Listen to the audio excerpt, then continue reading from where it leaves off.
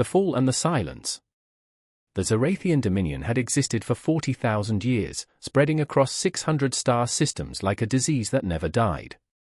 Their ships were massive constructs of dark metal and pulsing energy, each one capable of reducing a planet to molten slag in less than a day. They had conquered 473 intelligent species in their long history, and they had perfected the art of subjugation to a level that other civilizations could only fear and admire from a distance.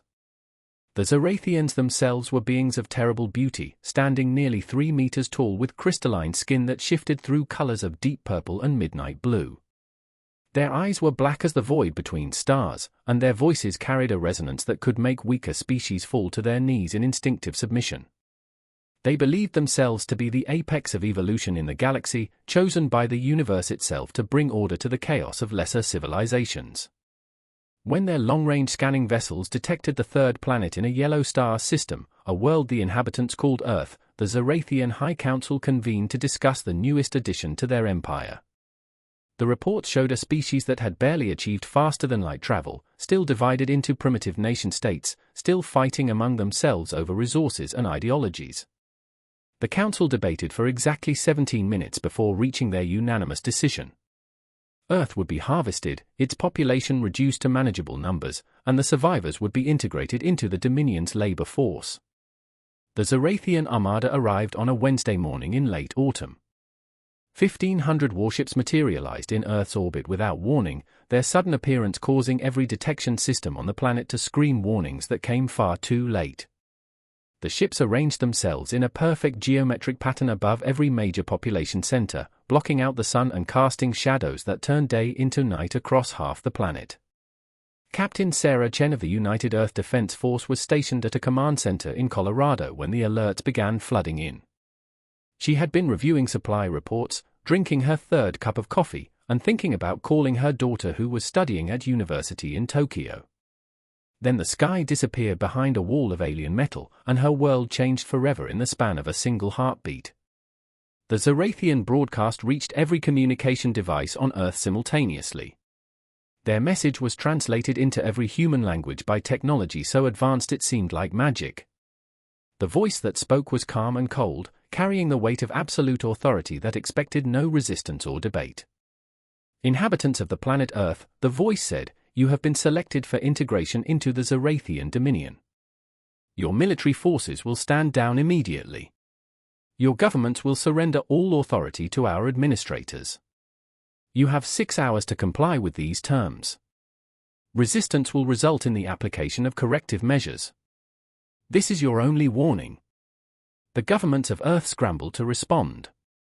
The Secretary-General of the United Nations attempted to open diplomatic channels, speaking words of peace and requesting negotiations. The response came in the form of a single plasma beam that struck the United Nations headquarters in New York, vaporizing the building and everyone inside in less than a second. The Zarathians had made their position clear without any room for misunderstanding. Captain Chen watched the news feeds with growing horror as world leaders tried desperately to find some way to respond to this impossible threat. The United States launched every nuclear weapon in its arsenal at the ships hovering above Washington, D.C. The missiles struck invisible shields and detonated harmlessly, their fury absorbed by Zarathian defensive technology that had been perfected over millennia of warfare. The aliens responded by demonstrating what real power looked like. The bombardment began at exactly noon Greenwich Mean Time. The Zarathian weapons were not crude explosives or simple energy beams. They were reality disruption devices that unmade matter at a fundamental level, turning solid ground into expanding clouds of ionized particles. Beijing vanished first, along with the 300 million people who lived in the surrounding metropolitan region. The light from the weapon's impact was visible from the moon, a brilliant flash that marked the moment humanity learned what true helplessness felt like. Captain Chen tried to call her daughter as the bombardment spread across Asia. The communication networks were collapsing under the weight of billions of people trying to reach their loved ones one final time.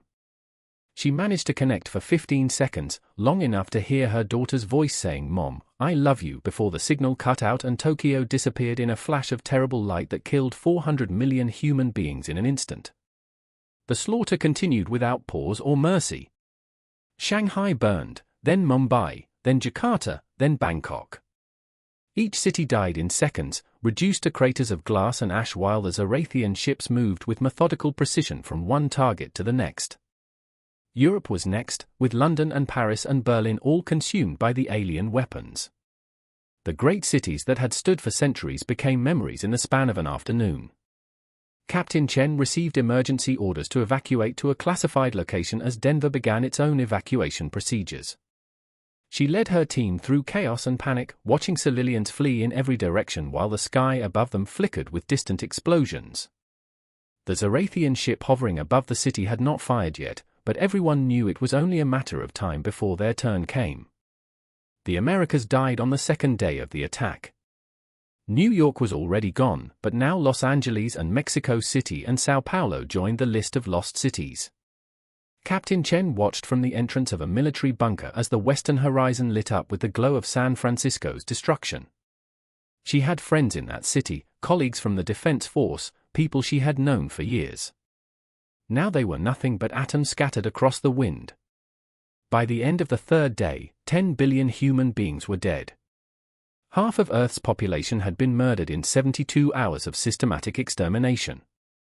The Zarathians stopped their bombardment not out of mercy, but because they had achieved their objective. The surviving humans were broken and terrified, wandering through the ruins of their civilization in shock and grief. The aliens believed they had crushed humanity's spirit completely, and they began landing occupation forces to organize the survivors into work details. Captain Chen found herself standing in an underground command center carved deep into the Rocky Mountains. She had been promoted to commander by emergency succession, as every officer above her rank had died in the attacks. The room was filled with perhaps 200 people, the surviving leadership of Earth's military and government. They looked at her with hollow eyes, waiting for someone to tell them what to do, how to make sense of this nightmare that had destroyed their world. Commander Chen walked to the front of the room and activated a holographic display. It showed Earth from orbit, the planet's surface covered in burning scars where cities had once stood. The Zarathian fleet still hung in the sky like a crown of thorns, their ships beginning the process of establishing permanent occupation infrastructure. "They believe they have won," Chen said, her voice steady despite the rage and grief that threatened to tear her apart from the inside. "They believe we will accept our chains and serve them without question. They believe humanity is finished." She pressed a series of commands into the display, and a new image appeared. It showed a vast complex hidden in the Kuiper belt beyond Neptune's orbit, a facility that had been constructed in absolute secrecy over the past 30 years. Massive shipyards stretched across millions of kilometers of space, protected by stealth technology that made them invisible to conventional detection methods. And inside those shipyards were ships, hundreds of sleek vessels designed with technologies that combined human innovation with theoretical physics that had never been tested until now. Project Nightfall, Chen continued, was initiated by a coalition of governments who understood that we might not be alone in the universe, and that first contact might not be friendly. We have been building a defense fleet in secret, hoping we would never need it, preparing for the worst while praying for the best. The people in the room stared at the images with expressions that shifted from despair to something that might have been hope. One of the surviving generals spoke up, his voice rough with emotion. "Commander, what are you proposing?" Chen turned to face the assembly, and her eyes burned with a fury that made even the hardest soldiers take an involuntary step backward. When she spoke, her words carried the weight of 10 billion deaths and a promise of vengeance that would shake the foundations of the galaxy. The Zarathians came to our world and murdered half our species without warning or mercy. They expect us to bow down and accept our extinction with dignity. I am proposing that we show them exactly what happens when you try to exterminate the human race. She brought up tactical displays showing the location of every Zarathian vessel in Earth's solar system, along with projected fleet positions across their occupied territories. Her fingers moved across the holographic interface, highlighting targets and attack vectors with the precision of someone who had been planning this for far longer than the past 3 days. Operation Nightfall will commence in 36 hours. We will strike at their occupation fleet with everything we have built. We will hit them so hard they will never see us coming. And we will make them regret the day they ever heard the name of our world. The room was silent for a long moment. Then, one by one, the surviving leaders of Earth stood and raised their hands in agreement. The vote was unanimous. Humanity would not go quietly into slavery and extinction. They would fight, and they would make the Zorathians pay a price so terrible that the galaxy would remember it for millennia. Commander Sarah Chen allowed herself one moment of private grief, thinking of her daughter's voice saying goodbye, of the 10 billion souls who would never see another sunrise. Then she pushed the grief down into a cold, hard place inside her heart and began issuing orders. The Zorathians thought they had conquered Earth. But they had only awakened something far more dangerous than their ancient empire had ever encountered. They had awakened humanity's capacity for calculated, patient, absolute vengeance. And it would be the last mistake their civilization ever made. The awakening and the reckoning. 5 years passed in silence and suffering under the shadow of Zorathian rule. The survivors of Earth lived in sprawling labor camps that stretched across the scarred continents, working 18-hour shifts to extract resources that would be shipped to distant worlds in the Dominion. The aliens walked among them as gods among insects, their crystalline skin shimmering in the light of a sun that seemed dimmer now, as if the star itself mourned what had been lost. Dr. James Okonkwo had once been a renowned astrophysicist at Cambridge University, teaching brilliant students about the mysteries of quantum mechanics and dreaming of the day humanity would unlock the secrets of faster-than-light travel.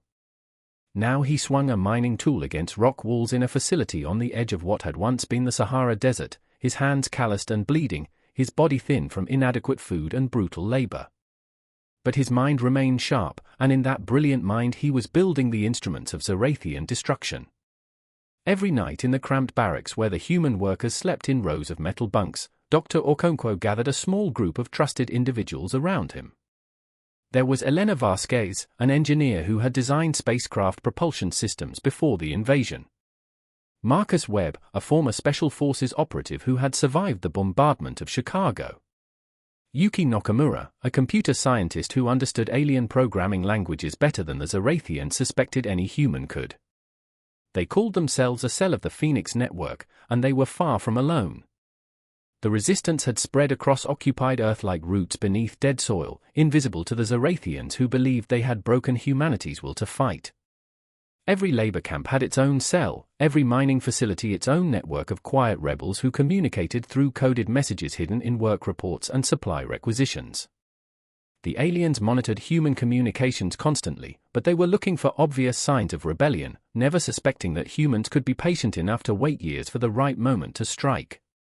Dr. Okonkwo's greatest contribution to the cause was the development of what he called resonance disruptors, weapons that could exploit a fundamental weakness in Zorathian shielding technology. He had discovered this weakness by studying the energy signatures of the alien ships during their orbital patrols, making careful observations over hundreds of nights while pretending to be nothing more than an exhausted laborer staring at the sky. The disruptors could be built from components scavenged from Zorathian equipment, assembled in secret and hidden in places the aliens would never think to search. Commander Sarah Chen had spent these 5 years transforming Project Nightfall from a desperate hope into a weapon that would reshape the balance of power in the galaxy. From her command center deep beneath the Rocky Mountains, she coordinated with resistance cells across Earth and with the hidden fleet in the Kuiper Belt. The facility had remained undiscovered despite the Zorathian occupation, protected by layers of deception and misdirection that had been built into its design from the beginning. The fleet had grown beyond anyone's expectations. 370 warships now filled the secret shipyards, crewed by volunteers who had escaped the labor camps through carefully orchestrated operations. These crews trained relentlessly in the art of space combat, studying every scrap of intelligence that the resistance could gather about Zorathian tactics and technology. They knew that many of them would not survive the coming battle, but they had all lost family and friends in the bombardment, and they were willing to die for the chance to strike back. The breakthrough came from an unexpected source. Lieutenant Daniel Cross had been captured during the initial invasion and had managed to convince his captors that he was a broken man, eager to serve the Dominion in exchange for better treatment. Through a combination of manipulation and genuine talent as a linguist, he had worked his way into a position as a translator aboard the Zorathian command carrier Eclipse of Dominion. The aliens trusted him because they could not conceive of a human being patient enough to maintain such a deception for 5 years while waiting for an opportunity. Lieutenant Cross transmitted intelligence whenever the Eclipse visited Earth's orbit, using a quantum communication device so small it could be hidden in a false tooth. His messages provided Commander Chen with detailed information about Zarathian fleet movements, command protocols, and most importantly, the location of their home system. The Zarathians had kept the coordinates of Zarati's prime secret for millennia, believing that no conquered species could ever threaten their homeworld. They had never encountered a species as determined or as vengeful as humanity. The final piece of the puzzle fell into place when Dr. Okonkwo made contact with a Zarathian scientist named Vekthar, who worked in the research facility adjacent to the mining camp. Vekthar was unusual among his species, possessing something that might have been called compassion or perhaps just scientific curiosity about the humans he studied. Over months of careful conversation, Dr. Okonkwo convinced Vekthar that the Dominion's methods were not only cruel but also strategically foolish, that humanity possessed knowledge and creativity that could benefit the galaxy if they were treated as partners rather than slaves. Vekthar provided the Resistance with technical specifications for the Zarathian Fleet Central Coordination Network, a quantum-entangled communication system that allowed their ships to operate in perfect synchronization across vast distances. This network was the key to Zarathian military superiority, enabling their fleets to respond to threats with coordination that no other species could match. It was also, as Dr. Okonkwo realized with cold satisfaction, a single point of failure that could bring down the entire Dominion military structure if properly exploited. Commander Chen called a meeting of the Resistance leadership on the 5th anniversary of the bombardment. Representatives from every continent gathered in the underground facility, their faces hard with determination and grief that had aged them all beyond their years. She stood before them and displayed a holographic projection showing the complete operational plan for what she was now calling Operation Nightfall Final Protocol. In 72 hours, she said, her voice carrying the authority of someone who had spent 5 years preparing for this moment, we will launch the largest coordinated military action in human history. Our fleet will strike the Zarathian occupation forces in Earth's orbit while resistance cells activate across the planet. Simultaneously, a strike force will jump directly into the Zarati's prime system and deploy the Cascade device. The Cascade device was humanity's answer to the Zarathian reality disruption weapons. It was a weapon that Dr. Okonkwo and his team had designed based on theoretical physics that pushed the boundaries of what was thought possible. When activated near a star, it would trigger a cascade reaction in the star's fusion processes, causing it to release a burst of gamma radiation powerful enough to sterilize every planet in the system.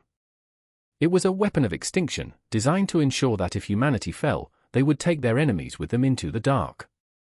Elena Vasquez raised her hand, her expression troubled despite her commitment to the cause.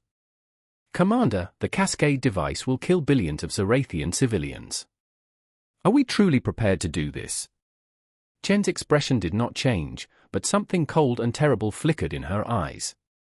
5 years ago, the Zarathians came to our world and murdered 10 billion human beings, including children, infants, elderly people who had never done anything to threaten anyone. They did this without warning, without mercy, without even the pretense of military necessity. They did it simply because they could, because they viewed us as nothing more than resources to be harvested. She paused, letting her words sink in before continuing. I have spent 5 years thinking about this question. I have spent 5 years remembering my daughter's voice on the phone before Tokyo burned. And I have concluded that we owe the Zarathians nothing. Not mercy, not restraint, not the moral high ground they never bothered to claim for themselves. We will show them what it means to threaten humanity with extinction. We will show them that we can do to them what they tried to do to us. And we will make sure they never, ever threaten another species again. The vote was unanimous. Operation Nightfall would proceed as planned. The uprising began at exactly midnight Greenwich Mean Time, now a memorial designation for a city that no longer existed. Across Earth, resistance cells activated simultaneously with precision that stunned the Zarathian occupation forces. In the Sahara mining facility, Dr. Okonkwo pressed a button on a device he had built from stolen components, and resonance disruptors hidden throughout the complex activated at once. The Zarathian shields flickered and died, and human workers fell upon their alien overseers with tools turned into weapons and a fury that had been building for 5 years. Marcus Webb led an assault team that seized the regional command center in what remained of London, killing every Zarathian officer they encountered with ruthless efficiency. Elena Vasquez activated explosives that had been planted over years in the orbital elevator that connected Earth to the Zarathian supply stations, watching it collapse in a cascade of fire and debris that destroyed 3 alien ships docked at its terminus. In orbit above Earth, Commander Chen's hidden fleet emerged from the Kuiper Belt in a blaze of speed that the Zarathians had not believed possible. The human ships had been equipped with drives that operated on principles the aliens had never discovered, pushing them to velocities that made conventional space combat into something entirely new. The Zarathian occupation fleet consisted of 200 warships, confident in their technological superiority and completely unprepared for what was coming. The first salvo from the human fleet utilized weapons derived from Dr. Okonkwo's resonance disruptors, scaled up to capital ship size. The Zarathian shields, designed to deflect energy weapons and kinetic projectiles, were completely ineffective against attacks that targeted the fundamental frequency of their defensive fields. 50 alien ships died in the opening seconds of the battle, torn apart by weapons that bypassed their defenses entirely. Lieutenant Cross chose his moment perfectly aboard the Eclipse of Dominion. As the ship's command crew scrambled to respond to the unexpected attack, he drew a weapon he had assembled from parts stolen over years and killed the bridge officers with precise shots before they could sound an alarm. Then he accessed the ship's communication array and transmitted a virus directly into the Zarathian Military Coordination Network, a piece of code that Yuki Nakamura had designed to propagate through quantum-entangled connections faster than any countermeasure could respond. The virus did not destroy the network. Instead, it did something far more insidious. It introduced a time delay of exactly 3 seconds into every communication passing through the system, imperceptible to the Zarathians but devastating to the perfect coordination their tactics depended on. Ships that had always moved in flawless synchronization suddenly found themselves firing on positions where enemies had been 3 seconds ago, unable to adapt to the sudden degradation in their response times. The battle above Earth lasted 6 hours and ended with the complete destruction of the Zarathian occupation fleet. Human losses were severe, with 90 ships destroyed and thousands of crew members dead, but they had achieved something that no species had managed in 40,000 years. They had defeated the Dominion in open combat. But Commander Chen knew the war was far from over. She stood on the bridge of her flagship, the Prometheus Reborn, and watched as a separate strike force of 30 ships prepared to make the jump to Zarates Prime. These were the fastest and most advanced vessels in the fleet, equipped with the Cascade device and crewed by volunteers who understood they were likely on a one-way mission. All ships, Chen broadcast across the fleet channels, "This is Commander Chen. Today we have shown the Zarathians that humanity will not be enslaved or exterminated without consequences. Today we have proven that we can fight and win against an empire that considered itself invincible. But our mission is not complete. The strike force will now proceed to Zarates Prime and deliver our final message to the Dominion. They came to our home and tried to end us. Now we will show them what the end truly looks like." The strike force jumped into hyperspace, disappearing in flashes of twisted light. Commander Chen knew it would take them 18 hours to reach the Zarathian home system, 18 hours for the Dominion to realize what was coming and try to mount a defense. She also knew it would not be enough time. The Zarathians had grown complacent over millennia of unchallenged dominance, and they were about to pay the price for that arrogance. On Earth, Dr. Okonkwo stood among the ruins of the mining facility and watched the sky as the debris from destroyed Zarathian ships burned like falling stars. Around him, freed humans were celebrating their liberation, crying and laughing and holding each other in the aftermath of unimaginable violence. He thought about the Cascade device that was now racing towards Zarates Prime, about the billions of alien civilians who would die when it activated, and he felt neither guilt nor satisfaction. He felt only a cold understanding that this was necessary, that humanity had been forced to become something terrible in order to survive. The strike force emerged in the Zarates Prime system to find a home defense fleet of 500 warships waiting for them. But the Zarathian coordination network was still compromised by Nakamura's virus, and their response was fractured and confused. The human ships moved like predators among prey, their superior speed and the element of surprise allowing them to cut through the defensive formations with devastating efficiency. The Prometheus strike team, led by Captain Maria Santos, fought their way through the defenses and positioned the Cascade device within range of Zeratis Prime's sun. The star was a yellow giant, ancient and stable, the heart around which an entire civilization had been built. Captain Santos activated the device with her own hands, thinking of her husband and children who had died in the bombardment of Sao Paulo, and watched as the star's light began to change. The Cascade reaction took exactly 7 minutes to reach criticality. The Zerathian ships in the system tried desperately to flee, but faster-than-light travel required time to calculate jump coordinates, and they did not have that time. The star released a burst of gamma radiation that swept across the system at the speed of light, an invisible wall of death that sterilized everything it touched. Zeratis Prime died first, its atmosphere stripped away in seconds and its surface scoured clean of all life. The 5 moons that orbited the planet died next, along with the orbital habitats that housed billions of Zerathians. The industrial worlds in the outer system, the research stations, the military academies, all of them vanished in the cleansing fire of their own sun-turned weapon. Captain Santos and her crew died with their enemies, their ships unable to escape the gamma burst they had unleashed. But before the end came, she transmitted a final message back to Earth, a recording that would be broadcast across every frequency the Zerathians used for communication. This is Captain Maria Santos of the United Earth Defense Force, broadcasting to all Zerathian vessels and colonies. Your homeworld is gone. Your military coordination network is compromised. Your occupation of Earth has failed. You came to our planet and murdered 10 billion human beings without provocation or mercy. You believed your empire was eternal and that we would accept our extinction quietly. You were wrong. We have destroyed Zeratis Prime and killed your home system. We have the capability to do this to every star system you control. If you want your species to survive, you will withdraw from all occupied territories immediately and never threaten humanity again. This is not a negotiation. This is a promise. If you ever return to Earth, we will hunt you across the galaxy and ensure that not one Zerathian survives to remember your empire. We are humanity. We do not forgive. We do not forget.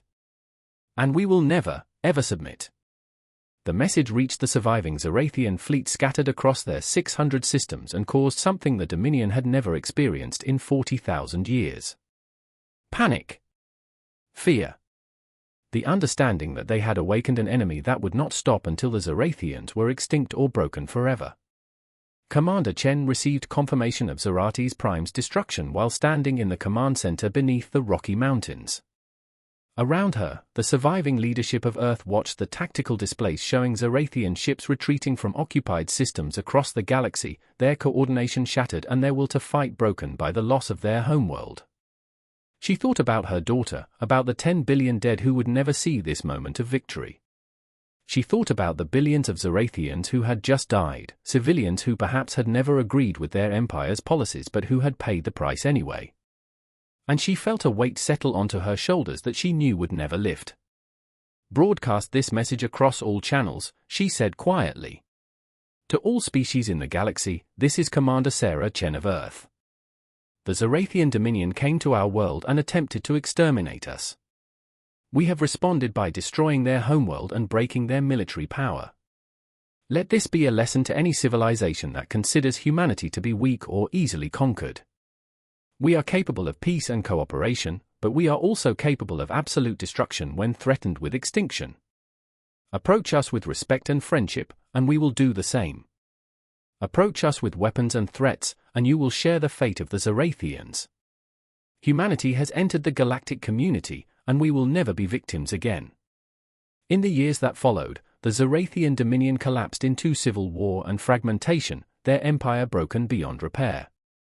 Earth rebuilt slowly, carrying scars that would never fully heal but standing as a warning to the galaxy. Humanity had learned a terrible lesson about the universe and had taught one in return. They were not the strongest species or the most advanced, but they were perhaps the most dangerous when pushed to the edge of extinction. And the galaxy would remember that for millennia to come.